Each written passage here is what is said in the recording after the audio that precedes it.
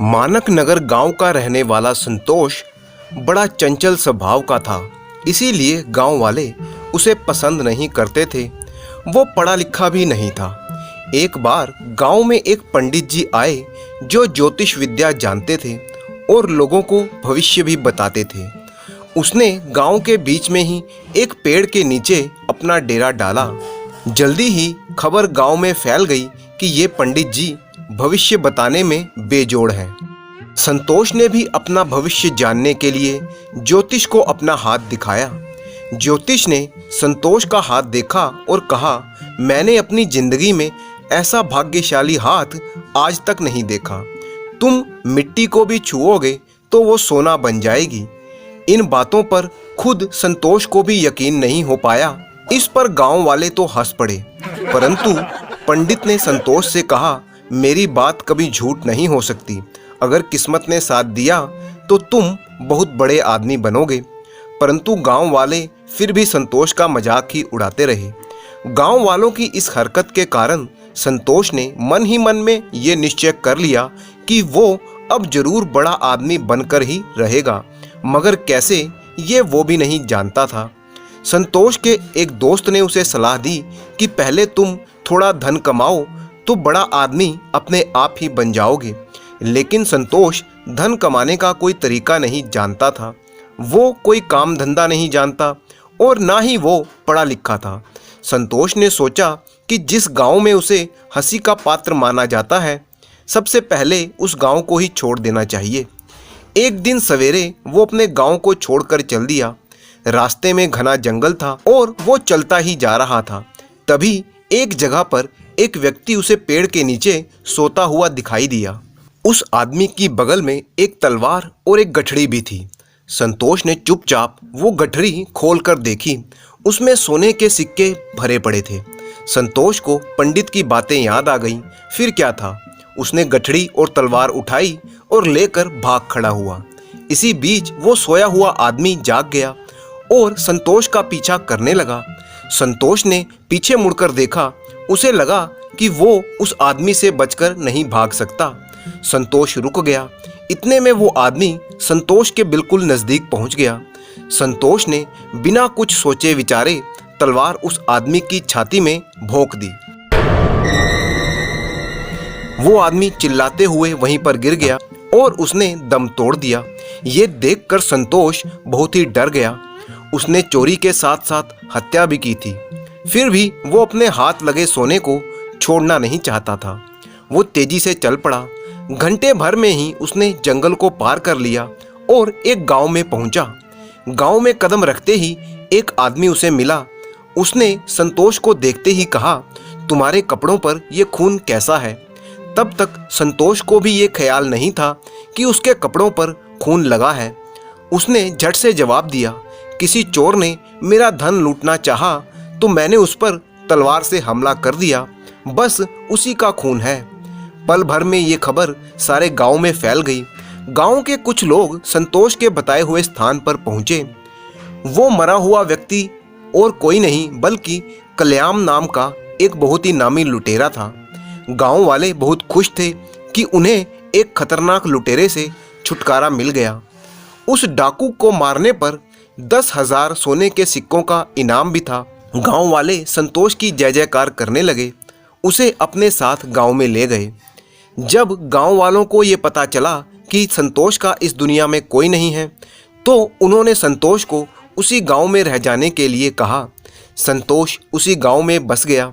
उसे इनाम में 10,000 सोने के सिक्के भी मिले। किस्मत ने संतोष का साथ दिया। उसे फिर से पंडित की भविष्यवाणी याद आई। अब उसे पूरा भरोसा हो गया था कि उसके भाग्य में बड़ा आदमी बनना लिखा है। उसने और ज़्यादा धन कमाने के लिए कुछ गायें खरीद ली और दूध का व्यापार शुरू कर दिया। उसका व्यापार अच्छा चल पड़ा, परंतु संतोष को जल्द से जल्द बड़ा आदमी बनना था। ज़्यादा मुनाफा कमाने के लिए उसने दूध में पानी मिलाना शुरू कर दिया। अब उसका मुनाफा तो बढ़ने लगा, पर एक अड़चन पैदा हो गई। जिस गांव में संतोष रहता था वहां पर पानी की कमी थी। गांव वाले दूर एक नदी से पानी लाया करते थे। जो लोग खुद पानी नहीं ला सकते थे वो मजदूरी देकर पानी मंगवाते थे। संतोष को भी पानी खरीद कर लाना पड़ता था। जैसे जैसे उसका दूध का व्यापार बढ़ने लगा, वैसे वैसे उसे ज़्यादा पानी की ज़रूरत पड़ने लगी।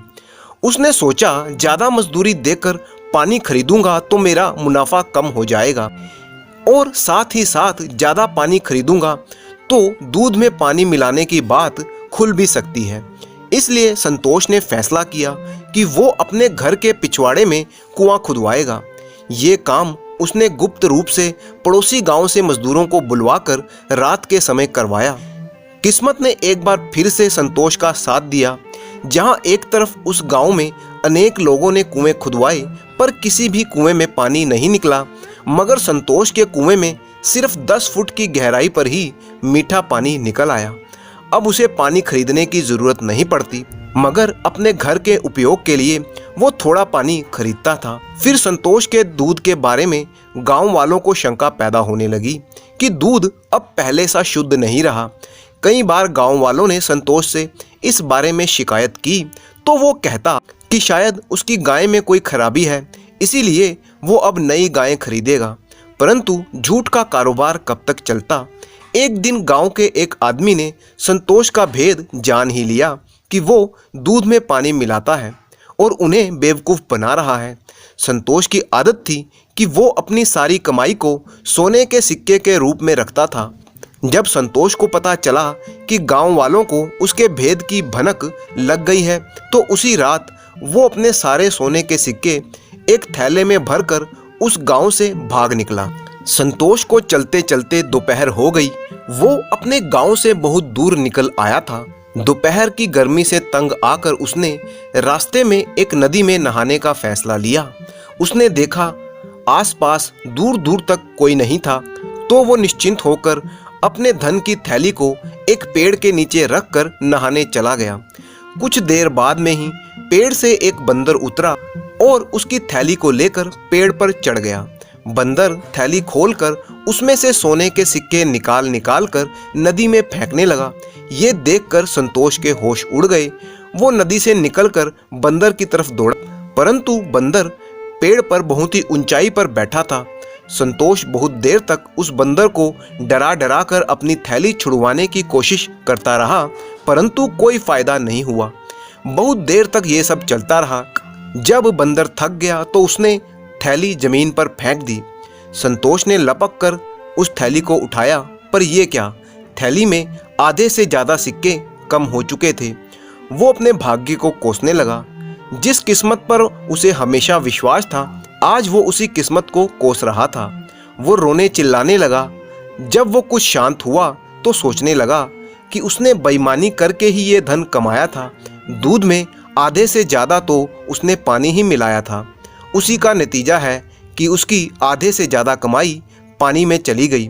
उसकी पानी की कमाई अब पानी में ही बह गई थी।